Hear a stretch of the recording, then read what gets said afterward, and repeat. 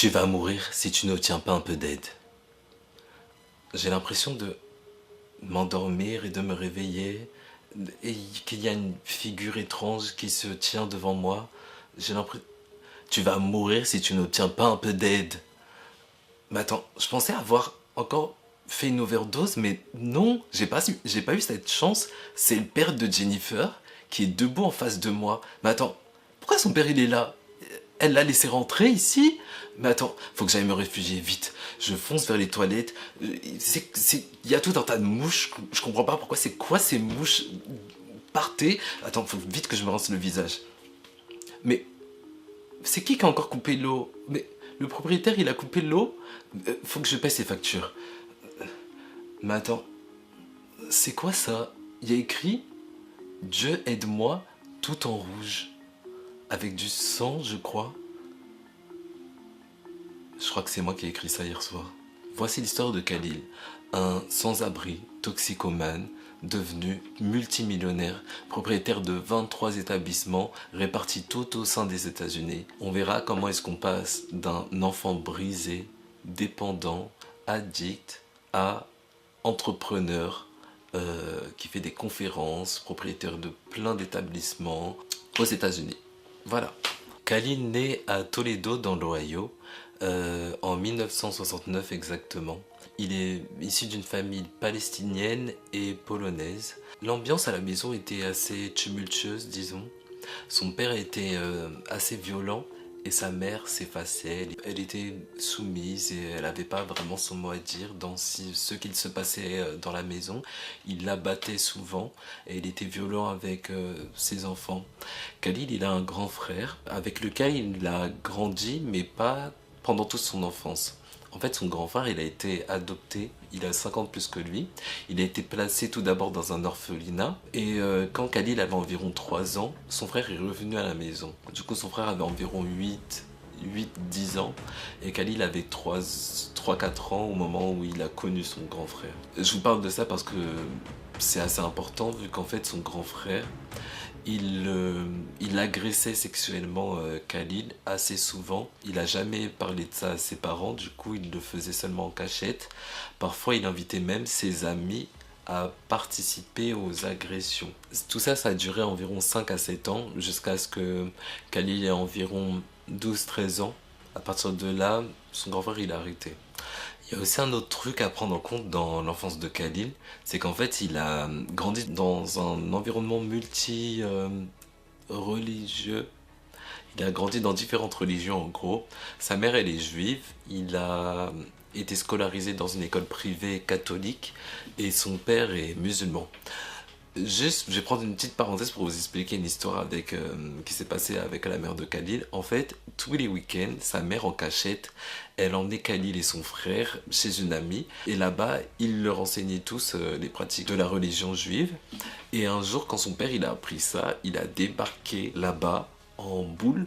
Et il a traîné sa mère par les cheveux pour bien montrer à tout le monde que ça, c'est terminé. Plus jamais. En gros, depuis là, tout ce qui est religion juive, etc., il a plus du tout pratiqué ça parce que du coup, il n'en avait pas le droit. Et c'est juste pour vous montrer à quel point son père était violent. Et c'était pas juste à la maison, c'était même en public, quoi. Dans l'école de Khalil, en fait, il y avait que des blancs. On leur enseignait les différentes pratiques catholiques. Et juste pour vous raconter que chez lui, il y avait beaucoup de violence, il n'avait pas le droit vraiment de parler, il était vraiment enfermé sur lui-même, parce que même son grand frère, il parlait pas vraiment avec lui, vu que il agressait sexuellement. Et que dans son école, en gros, on se moquait de lui parce que il n'était pas blanc comme les autres, donc on les appelait les noirs de sable. Voilà. Du coup, c'est vraiment une enfance tumultueuse. Les années passèrent et quand Khalil avait à 9 ans environ, il commence à fumer. À cette période, sa mère elle décide de se séparer de son père. Du coup, son père déménage. Son grand frère décide de quitter le domicile familial. Du coup, il s'en va. Et à 10 ans, Khalil commence à boire de l'alcool. Sa mère, en fait, elle était jamais là, du coup, parce qu'elle était infirmière et qu'elle faisait, en gros, elle faisait des shifts de nuit, elle faisait les horaires de nuit, et la journée, quand elle était à la maison, elle dormait, parce qu'elle était fatiguée.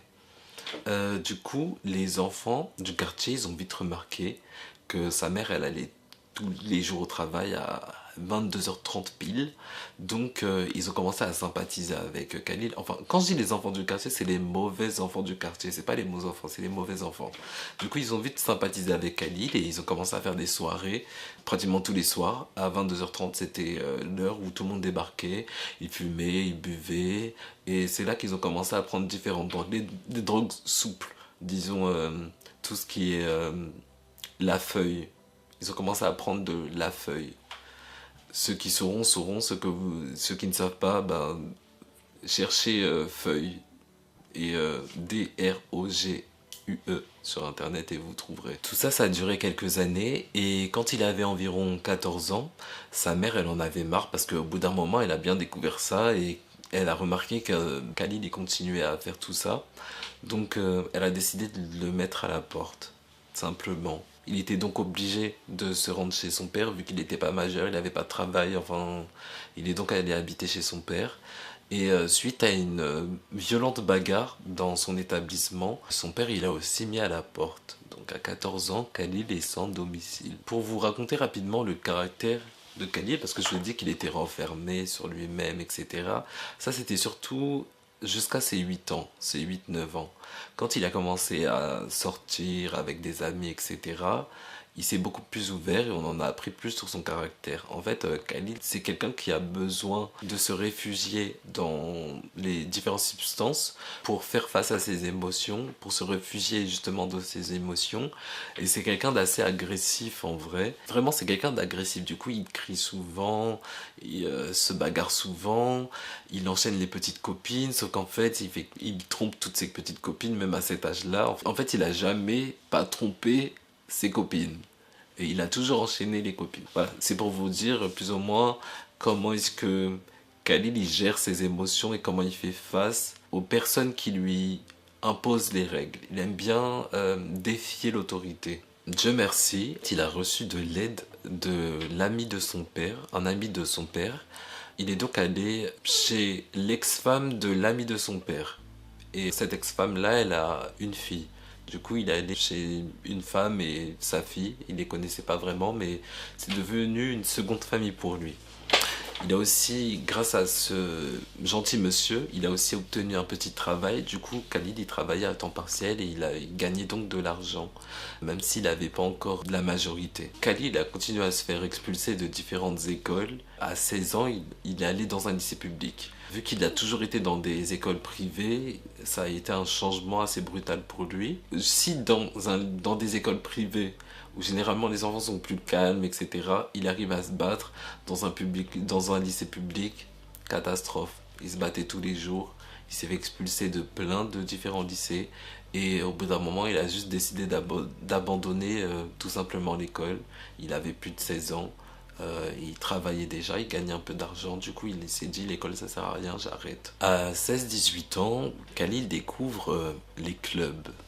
Même s'il n'est pas encore majeur, il arrive à rentrer dans des clubs de danse, dans des boîtes quoi. L'alcool et les substances, enfin les sous-soft substances, ça y va quoi. Il fume sans arrêt, il boit sans arrêt, il fait la fête tous les jours. C'est son quotidien. À 21 ans, Khalil il décide de quitter Toledo, sa ville natale, pour se rendre en Californie. Il a des rêves plein les yeux, il veut devenir quelqu'un, donc il part en Californie. Il commence par créer son petit business. Il lance une petite compagnie de nettoyage de voitures de luxe qui décolle assez bien. En Californie, il y a beaucoup de gens qui ont plein d'argent, donc les gens ils ont des voitures de luxe, même des voitures qu'ils n'utilisent pas. Donc Khalil il nettoie ses voitures, il commence à se faire des petits contacts et tout. Il se fait de bons contacts même, des célébrités aussi. Je sais pas si vous connaissez, il nettoyait du coup les voitures pour des membres de Guns N' Roses, c'est un groupe de rock je crois, et d'une actrice assez connue qui s'appelle Elizabeth Taylor. Qui dit célébrité et monde du show business dit alcool, drogue, et voilà. En gros, Khalil il commence à voir que en faisant du transport de Mary Jane, il arrive à se faire beaucoup plus d'argent. Du coup, il pivote son activité. Son activité principale, ça devient le transport et la revente de Mary Jane. Il se fait beaucoup d'argent, mais il n'est pas riche parce qu'il utilise tout cet argent pour racheter des substances et de l'alcool et faire la fête. Un jour, il finit par se faire attraper par la police et il arrive à esquiver la prison de justesse. Cependant, le crime lié au transport de Mary Jane figure dans son casier judiciaire. Après cet échec, Khalil il enchaîne les différents petits jobs. Cependant, c'est assez difficile de trouver un bon job avec un casier judiciaire. Il arrive quand même à devenir coach sportif et de fil en aiguille, il arrive à devenir ami avec une certaine célébrité. Par contre, son nom ne figure pas dans le livre, mais c'est une rockstar. Cette rockstar-là, elle l'initie à différentes substances beaucoup plus dures. Là, on parle de ce qui commence par la lettre C, ce qui commence par la lettre H. Vraiment tout le packaging, l'ensemble des trucs bien puissants. De fil en aiguille, Khalil, il se dit, mais attends, si ce que j'avais fait la dernière fois là avec Mary Jane, ça me faisait de l'argent, avec ça là, ça va me faire encore plus d'argent. Du coup, Khalil, il décide de transporter et de revendre ces choses-là, les drogues dures. Il avait encore les contacts d'avant. Et maintenant qu'il est même ami avec une rockstar, il accède à un milieu et à des contacts qui consomment ce genre de choses. Du coup, l'activité de Khalil, elle fonctionne très très bien. Il gagnait même suffisamment d'argent pour être sous l'effet de substances pendant plus de 24 heures d'affilée. Vraiment tout le temps, il était high quoi. Khalil, il était surtout devenu addict à une substance en particulier. La substance, elle commence par un H. C'est le féminin de héros. Au bout de 3 mois, il devient totalement accro à cette substance-là. Comme il est totalement accro à ça, il est beaucoup moins actif professionnellement parlant. Mais il arrive à faire quelques transactions ponctuellement qui sont suffisamment profiteuses pour lui permettre d'être à l'abri et de pouvoir continuer ce type de lifestyle pendant un moment. Bon, je vous avoue que j'ai un peu le seum parce que ça fait 1h30 que je filme pour vous raconter la fin et que je me suis rendu compte qu'en fait le micro était éteint. Donc on reprend tout depuis le début. Let's go.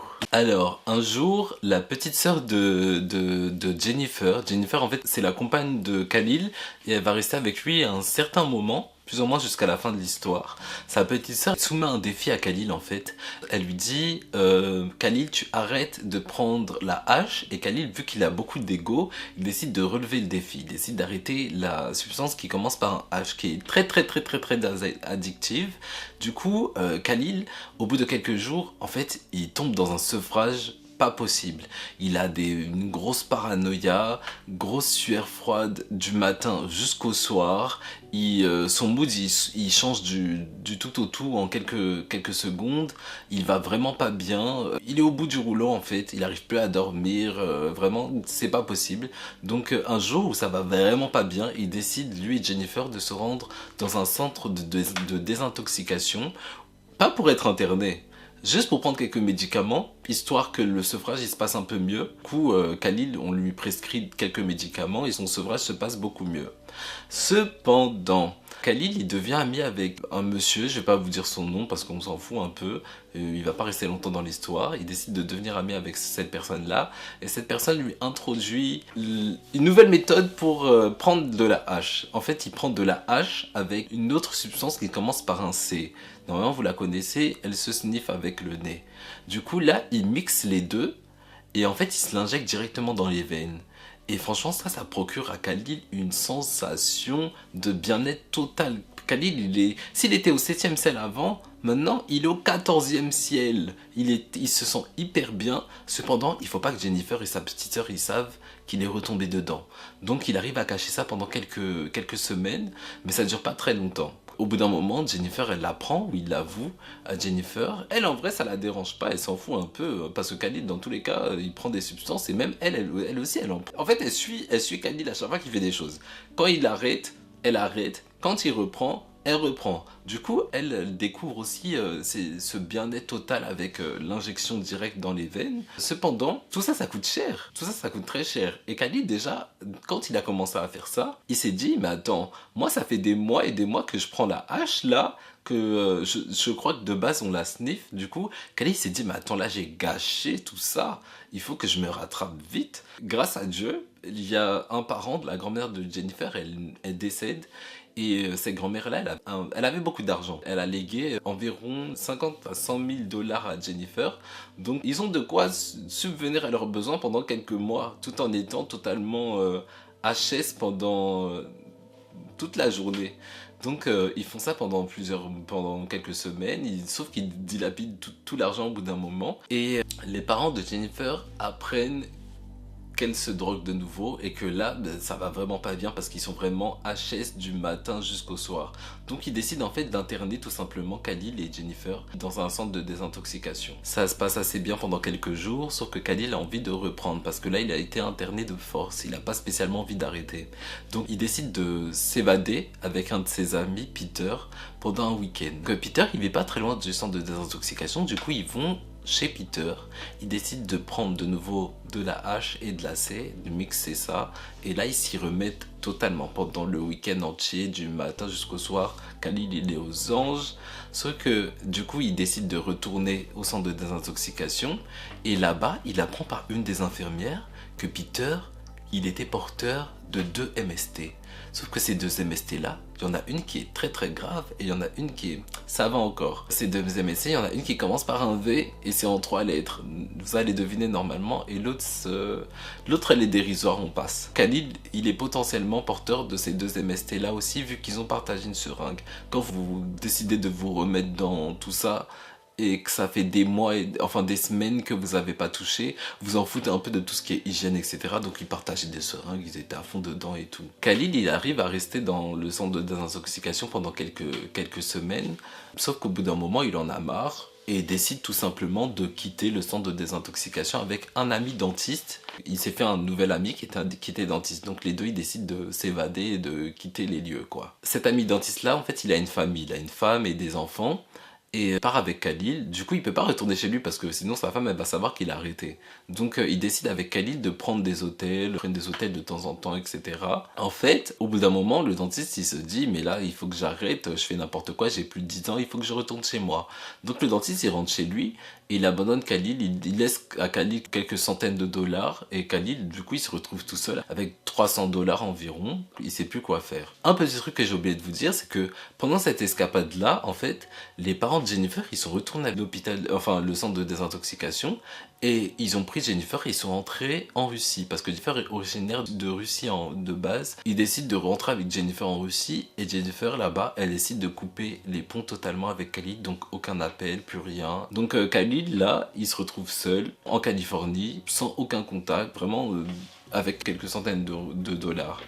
Et pour tenir, en fait, il avait placé avec Jennifer un bijou de la grand-mère chez un hypothécaire, donc ils avaient fait hypothéquer ce bijou-là, et Khalil décide juste de laisser le bijou à l'hypothécaire, et l'hypothécaire du coup il donne environ 20 000 dollars je crois, 20 000 dollars environ à Khalil. Donc Khalil arrive à survivre avec ces 20 000 dollars pendant quelques mois. Cependant, ça dure pas très longtemps parce que Khalil est totalement addict. Du matin au soir, il s'injecte des substances dans les veines et voilà, il se sent bien quoi. Il enchaîne les crises de paranoïa. Vraiment, Khalil va pas très bien. Il enchaîne les hôtels parce qu'il n'a pas de lieu où habiter en vrai. Il va dans des hôtels, il se fait ses séances d'injection. Ça dure quelques heures. Après Khalil, il repart encore dans un autre hôtel où il va faire n'importe quoi. C'est ça le train de vie de Khalil. Donc au bout de quelques mois, Khalil n'a plus aucun dans ses poches, il a plus rien du tout. C'est pas qu'il a plus rien du tout, il a plus de quoi prendre des hôtels en fait. Là, il a quelques centaines de dollars dans les poches, il décide de vivre tout simplement dans la rue, dans l'avenue Skid Row. Je sais pas si vous connaissez, en fait c'est une allée aux États-Unis, c'est une longue avenue aux États-Unis. La population elle est pas ouf. Il y a des prostituées, il y a des gangs, il y a des sans-abri. Surtout des sans-abri, il y a des malfrats mais quelques-uns, surtout des sans-abri, des proxénètes. Vraiment, la population, elle n'est pas ouf là-bas. Donc Khalil, il vit là-bas, il vit dehors tout simplement. Avec son argent, il achète juste des drogues. Et dans un épisode de paranoïa extrême, Khalil a l'impression que tout le monde veut le tuer. Du coup, il fonce. Mais si vous avez l'impression qu'on vous veut du mal, qu'est-ce que vous faites? Vous allez voir la police. Donc Khalil, il fonce dans une voiture de police. Et le truc, c'est qu'en fait, Khalil, au fil des années, il a commis v'là les infractions. Khalil a un casier judiciaire, et dans ce casier judiciaire, il est stipulé que si il replonge dans la drogue, il va prendre cher. Donc Khalil, il est directement interné en prison. Le policier, il veut rien savoir, il l'emmène au poste de police, et là, il voit qu'en fait, il a un long casier judiciaire, donc il le met directement en prison, en attendant son procès. Et dans cette prison-là, ils ont surpeuplé en Californie. Là-bas, il y a que des gangs. L'hygiène, elle est vraiment pas ouf. Les cellules, elles sont tellement surpeuplées qu'ils sont serrés les uns sur les autres. Ils dorment sur le sol. Aucune couverture, rien du tout. Il n'y a que les chefs de gang qui ont le droit à une couverture, mais dites-vous, les couvertures, ils les font eux-mêmes avec du papier toilette. Donc dans les toilettes, il n'y a plus aucun papier qui reste. Tous les chefs de gang, ils ont leur couverture faite de papier toilette. Khalil, il doit se torcher le cul avec sa main, quoi. Vraiment pas ouf. Donc les jours passent, son procès arrive, et grâce à Dieu, il y a une de ses connaissances, en fait, qui est infirmière dans l'ancien centre de désintoxication où il était interné, qui décide de témoigner en sa faveur. Et celle-là, elle va mentir pour faire sortir Khalil de prison. Elle va dire que Khalil, il est vraiment de bonne foi, il aidait beaucoup dans le centre de désintoxication, il suivait toutes les activités, il était vraiment déterminé à sortir de sa condition. Qu'est-ce qu'elle va dire d'autre? Elle va dire que cet épisode-là, quand le policier l'a attrapé, c'était la seule fois où Khalil il s'était échappé. Vraiment, ça a duré un jour. Et voilà, là-bas, au procès, on nous dit que Khalil il est de bonne foi et qu'il va arrêter, que s'il sort de prison, il va juste continuer son processus dans le centre de désintoxication, donc on libère Khalil tout simplement. Sauf que du coup, vu que c'était tout un tas de mensonges, la dame, elle a libéré Khalil, mais Khalil il repart à la rue. Khalil il veut pas de se sevrer, il repart dehors, il veut juste reprendre son train de vie tranquillement, reprendre ses drogues comme il faisait avant. Donc Khalil est de nouveau sans abri. De temps en temps, il arrive à renouer contact avec certaines connaissances qui décident de le prendre chez lui. Cependant, ça se passe mal à chaque fois parce que Khalil est totalement addict. Vous imaginez, vous prenez un clodo chez vous, le clodo, qu'est-ce qu'il va faire? Il va vous voler parce qu'il n'y a que ça qui compte, il a juste besoin d'argent pour acheter des drogues. Donc c'est tout ce que Khalil y fait. Il arrive à habiter quelque part, il vole la personne, il ressort, il repart acheter des drogues et quand il a plus d'argent, il essaye de refaire ça pour de nouveau obtenir de l'argent. Parfois, il appelle sa mère. Dites-vous que sa mère, vous avez dit, elle est infirmière, sauf que du coup, elle est vieille maintenant, donc elle peut plus autant travailler. Elle arrive à peine à payer son loyer, à s'acheter à manger. Mais Khalil lui dit, envoie-moi de l'argent. Donc au bout d'un moment, sa mère, elle en a marre. Elle décide de couper totalement les ponts avec Khalil. Dans un instant de lucidité, Khalil se dit, je peux plus continuer comme ça, il faut que j'arrête. Donc il recontacte la dame qui l'a aidé à sortir de prison. Il lui dit, est-ce que tu peux me faire dans ton hôpital, est-ce que tu peux me reprendre et tout dans ton centre? Et elle peut pas en fait parce que Khalil il a trop fait n'importe quoi là-bas, mais elle le redirige vers une de ses connaissances qui s'appelle Bob, et Bob du coup il prend Khalil dans son hôpital. Et là-bas, Khalil il fait vraiment tout ce qu'il peut pour redevenir sobre. Il essaye de bien manger, il commence à méditer, il fait pas, ouais, il médite, il essaie de se reconnecter un peu plus à Dieu pour l'aider à sortir de l'addiction. Khalil, il arrive pendant 30 jours à ne plus rien prendre et après 30 jours, normalement, votre programme il est terminé, vous devez sortir du centre. Bob, lui, vu qu'il aime bien Khalil, il place Khalil dans une sorte de maison intermédiaire. C'est une sorte de maison où il y a d'autres personnes qui étaient dans un centre de désintoxication qui essayent de retrouver un niveau de vie bien tout en restant sobre, vu qu'ils sont plusieurs, ça va les motiver à rester sobre et pas oui c'est bon, je suis sorti du centre de désintoxication, je peux reprendre. Ça va les aider à être dans un cadre où ils peuvent rester sobres le plus longtemps possible et retrouver un niveau de vie correct. Et là-bas, en fait, ils sont payés environ 40$ par mois et en échange de ça, ils doivent suivre des sortes de cours de thérapie pour, guérir de leur trauma, etc.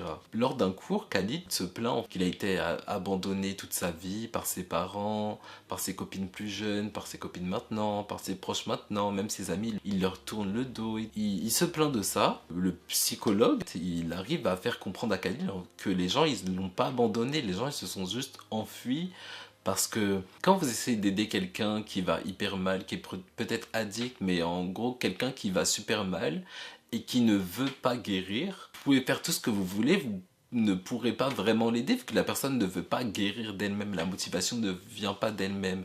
Donc au final ça vous ronge et vous vous sentez mal parce que vous avez l'impression que vous prenez sur vous et qu'on jette tous vos efforts à la poubelle. Donc les gens, ils ont juste abandonné Khalil parce que ils en pouvaient plus. Si vous mettez du vôtre et vous essayez de par tous les moyens possibles à aider quelqu'un à sortir d'une addiction, si la personne n'avait pas à sortir, ça vous ronge de l'intérieur. Donc les gens ils se sont juste enfuis. Et Khalil, quand il arrive à se rendre compte de ça, il commence à pleurer, il se dit non mais vraiment, il faut que j'essaye d'aller mieux. Il prend conscience de tout le mal qu'il a pu causer pendant toutes ces années à ses proches. Pendant cette période-là, Khalil il faisait beaucoup de méditation. Il avait une sorte de livre d'affirmation où chaque jour il lisait une nouvelle page et il y avait une nouvelle affirmation qui l'aidait à tenir pendant toute la journée. C'est comme ça que Khalil il vivait au jour le jour. Vu que c'est surtout des anciens toxicants en fait qui sont là-bas, et quand vous êtes toxico, vous partagez souvent des seringues avec des gens, etc.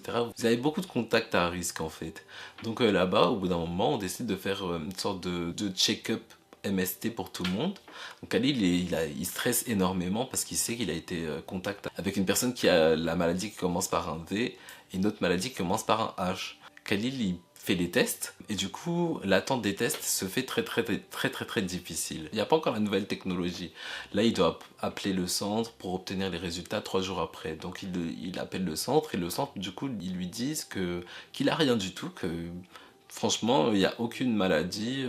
Khalil il va super bien. Donc Khalid a l'impression que Dieu est avec lui, Dieu le suit, Dieu l'aide au quotidien. Donc ça renforce en fait ce premier pas qu'il avait fait vers la spiritualité. Au sein de cette maison, Khalid il essaye de reprendre contact avec ses anciens proches, notamment sa mère. Et du coup sa mère elle lui apprend qu'elle a le cancer.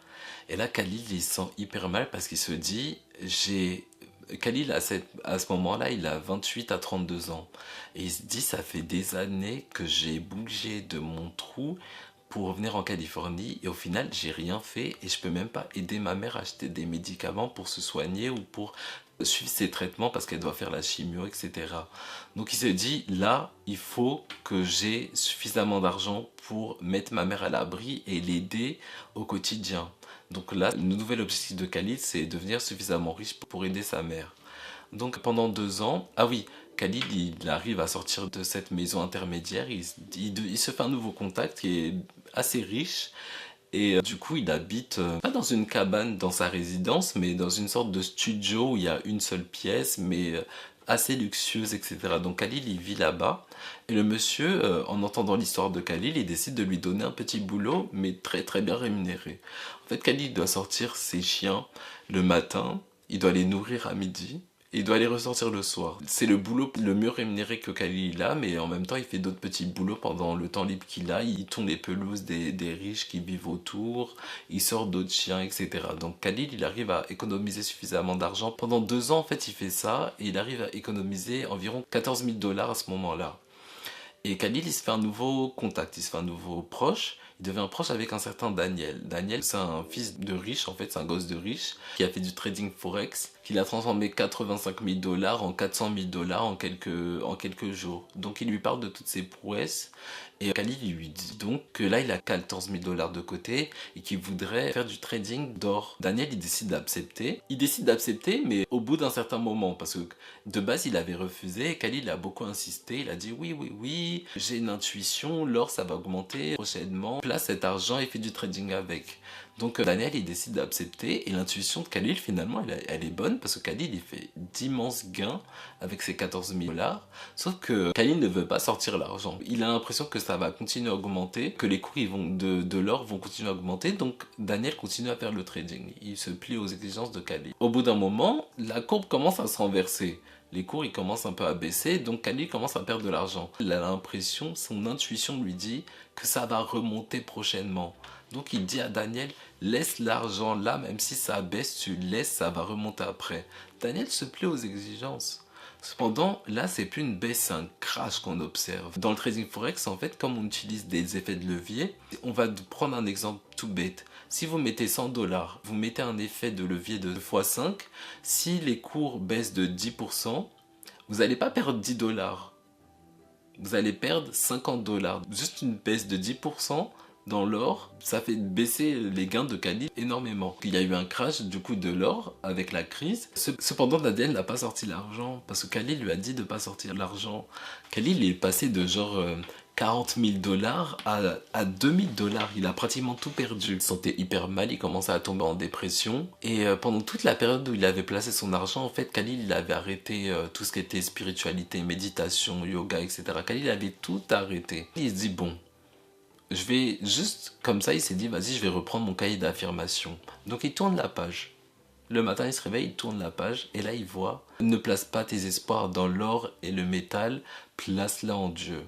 Et là, Khalil, il commence à pleurer, il se dit, attends, Dieu était encore avec moi, il m'a dit non, mais j'ai fait quand même. S'il avait juste continué à ouvrir son cahier d'affirmation tous les jours, il serait tombé le lendemain où il a placé son argent, il serait tombé sur ça. Il aurait vu qu'il n'aurait pas dû tout placer là-bas. Donc Khalil se dit, attends, là, je vais placer tout en Dieu. C'est bon.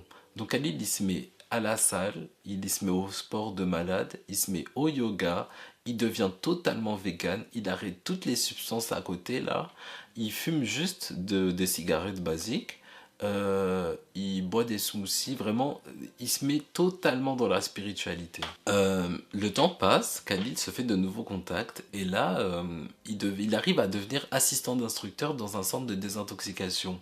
En fait, un instructeur dans un centre, c'est quelqu'un qui va venir et qui va donner, on va dire, des cours, qui va parler comme un TED Talk, qui va parler de ses histoires, qui va essayer de motiver les personnes à arrêter les substances illicites. Du coup, Khalil devient assistant. Il va s'occuper de toute la paperasse administrative, il va assister à des cours, il va préparer les salles, etc.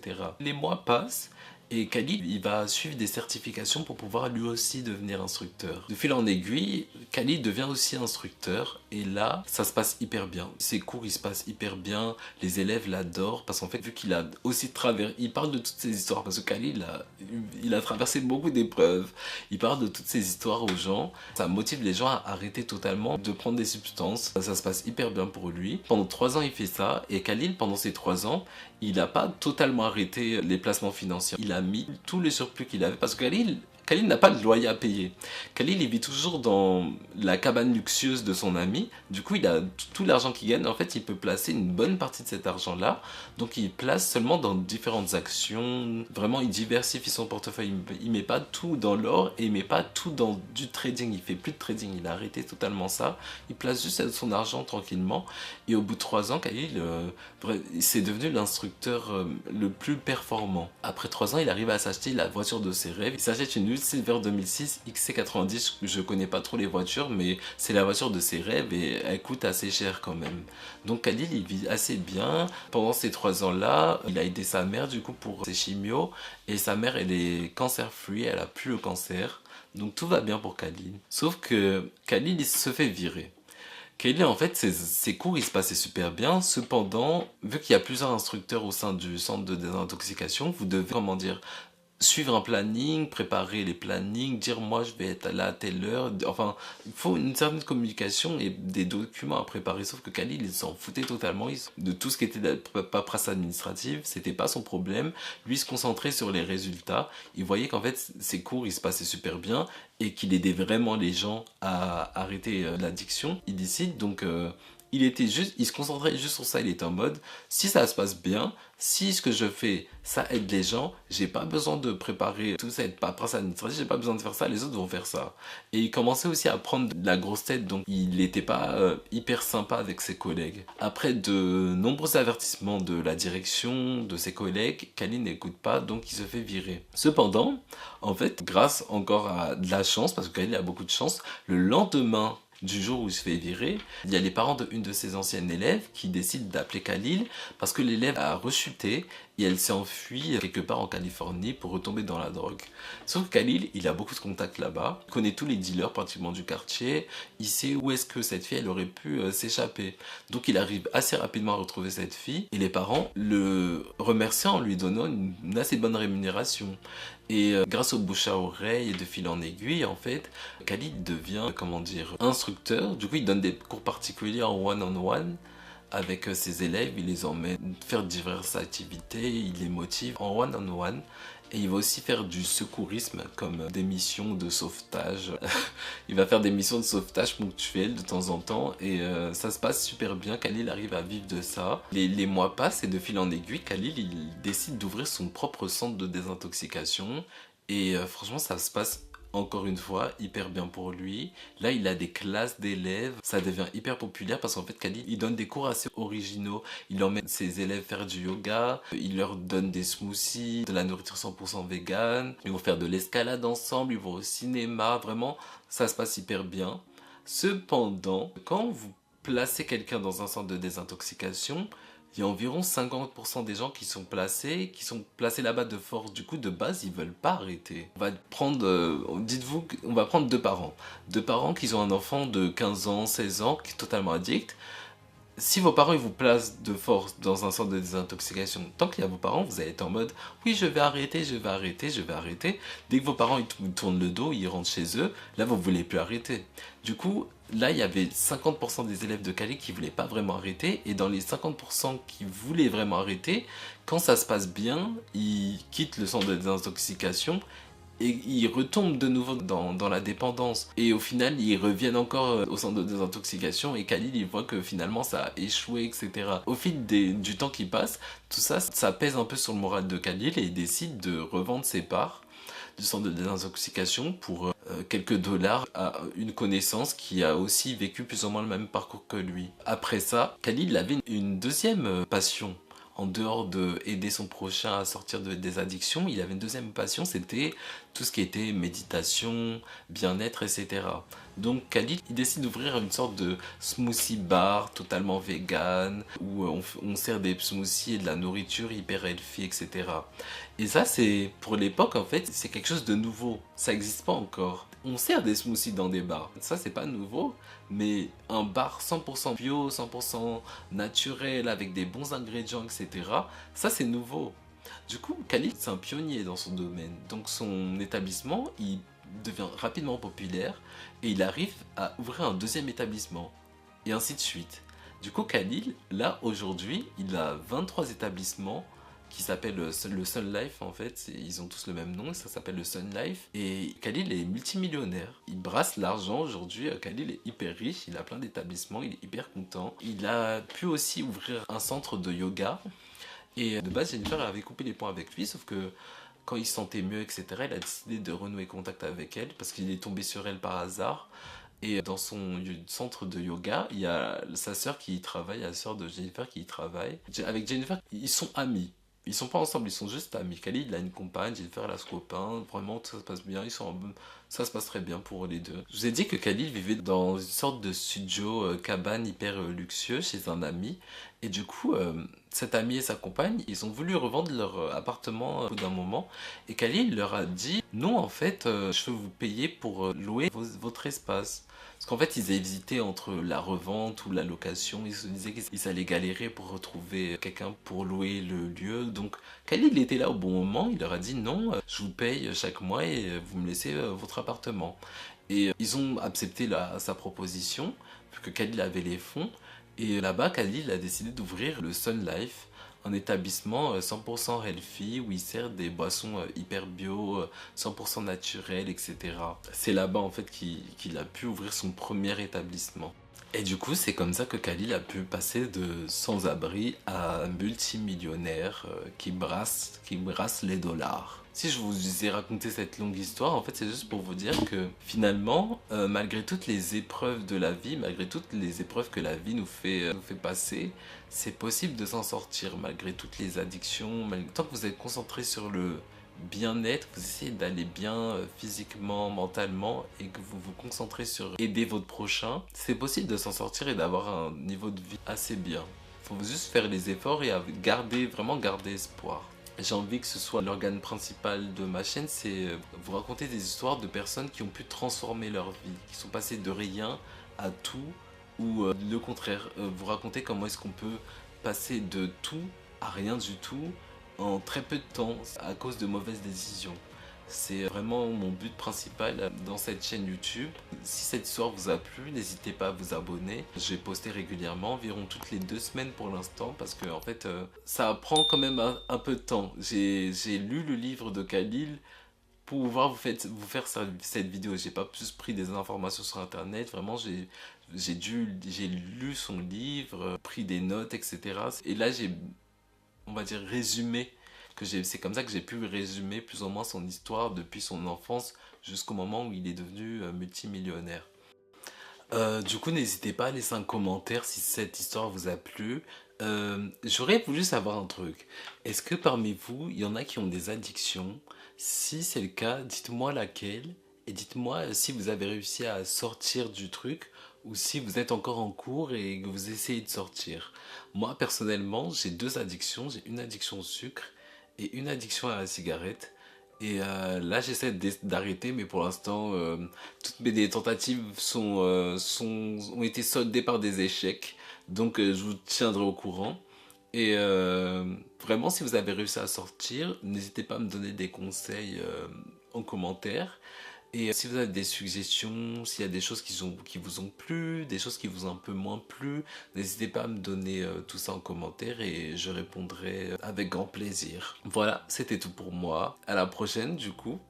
Et passez une bonne soirée, bonne journée. Pour moi c'est le soir, mais passez une bonne journée. Tchuss!